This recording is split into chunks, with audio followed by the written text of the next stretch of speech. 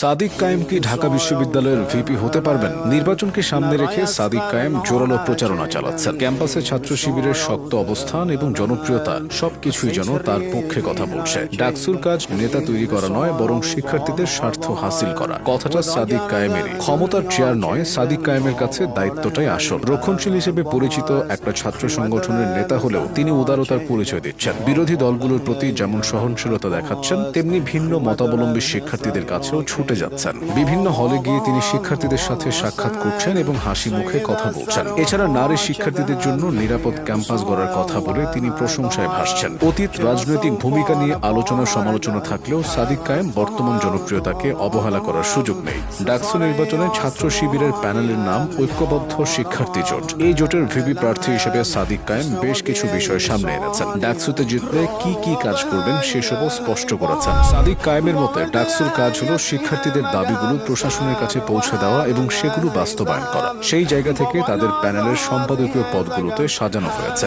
আবাসন সংকট নিরসনে নিজের পরিকল্পনা জানিয়ে সাদিক কায়েম বলেছেন, ১০৪ বছর পেরিয়ে গেলেও শিক্ষার্থীদের আবাসন সংকট এখনো রয়ে গেছে। অনেক শিক্ষার্থী গ্রাম থেকে বড় স্বপ্ন নিয়ে ঢাবিতে এসে আবাসন সমস্যার কারণে হতাশায় ভোগেন। সাদিক কায়েম আশ্বাস দিয়ে বলেছেন, নির্বাচিত হলে আবাসন সংকট সহ শিক্ষার্থীদের মৌলিক সুযোগ সুবিধা নিশ্চিত করতে কাজ করবেন। তার মতে শিক্ষার্থীদের এখনো খাবার নিয়ে চিন্তা করতে হয়, অথচ বিদেশি বিশ্ববিদ্যালয়গুলোতে শিক্ষার্থীদের এ ধরনের দুশ্চিন্তা নেই। এই সমস্যা নিরসনে কাজ করার কথা বলে তিনি জানিয়েছেন, অনেক শিক্ষার্থীরা চিকিৎসার অভাবে ভোগে, এই বিষয়েও পদক্ষেপ নেব। ঢাকা বিশ্ববিদ্যালয়ের সবচেয়ে আলোচিত বিষয়গুলোর একটি রেজিস্ট্রার ভবনে শিক্ষার্থীদের ভোগান্তি। এই বিষয়টিও সাদিক কায়েমের সুনজরে আছে। তিনি বলেছেন, রেজিস্ট্রার ভবনের কাজ এখনো মানধাতার আমলের মতো চলে। শিক্ষার্থীদের এক কাজের জন্য বারবার দৌড়াতে হয়। তিনি শিক্ষার্থীদের পার্ট টাইম চাকরির সুযোগ, আধুনিক লাইব্রেরি ব্যবস্থা, মসজিদের আধুনিকায়ন, নারী শিক্ষার্থীদের জন্য আবাসনের প্রসার সহ বিশ্ববিদ্যালয়ের সামগ্রিক সমস্যার সমাধানে অঙ্গীকার ব্যক্ত করেছেন। ২০২৪-এর জুলাই আন্দোলনের পর যেসব তরুণ ছাত্রনেতা সবচেয়ে বেশি সক্রিয় হয়েছেন, সাদিক কায়েম তাদের মধ্যে অন্যতম।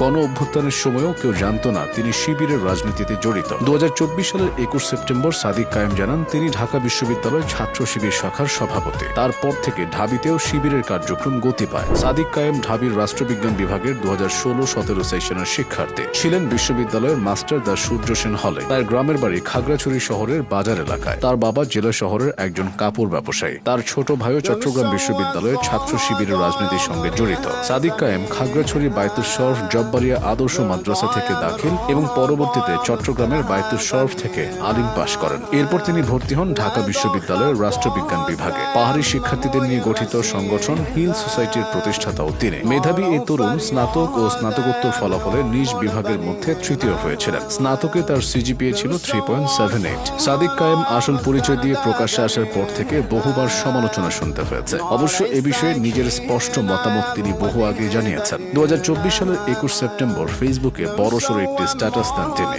ভাইরাল সেই স্ট্যাটাসে তিনি আওয়ামী শাসনামলের অনেক ভয়ঙ্কর দিক তুলে ধরেন। সাদিক কায়েমের মতে গত ১৬ বছরের ভয়ঙ্কর দিনগুলো কিংবা তারও পূর্বের অনাকাঙ্ক্ষিত ঘটনাগুলো তরুণ প্রজন্মের মধ্যে রাজনীতির প্রতি তীব্র ঘৃণা সৃষ্টি করেছিল। কিন্তু ২৪-এর ছাত্র জনতার অভ্যুত্থান সব ভুল ভেঙে দিয়েছে। রাজনীতি সম্পর্কে তৈরি হয়েছে নতুন সচেতনতা। তার মতাদর্শ ঢাকা বিশ্ববিদ্যালয়ের শিক্ষার্থীরা কতটা গ্রহণ করেছে, ডাকসু নির্বাচনে সেটা প্রমাণিত হবে।